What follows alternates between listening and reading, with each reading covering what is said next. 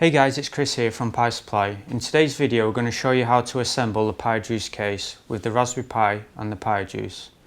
As you can see, I've already assembled the PiJuice here, so we're just going to show you how to put it in the case itself. So let's go ahead and do that.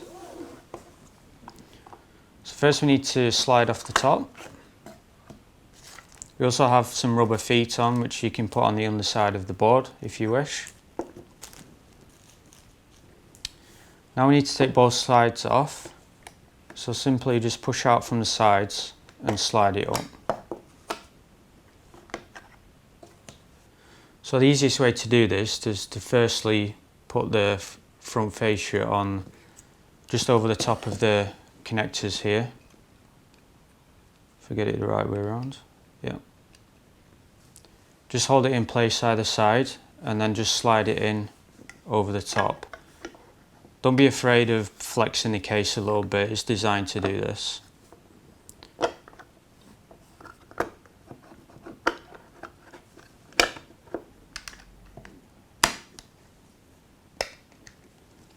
So once it's in place, you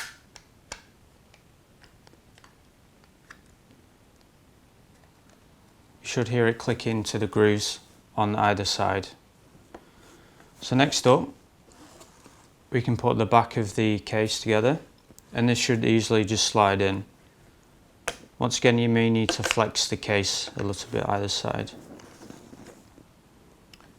And you can see there's a slot there for the Raspberry Pi micro SD card. So last but not least, we put the top of the case on, and this simply slides over the top, if I get it the right way around.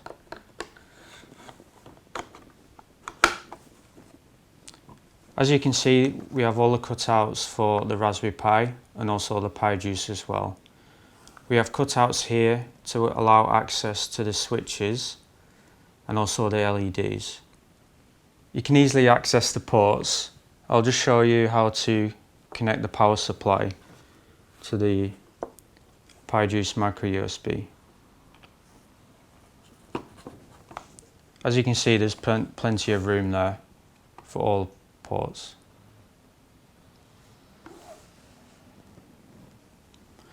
If you have any questions about the PiJuice or the PiJuice case, then please pop them in the comments box below. If you're interested in purchasing one, then head to pisupply.com. Thanks for watching guys, and until next time, I'll see you then.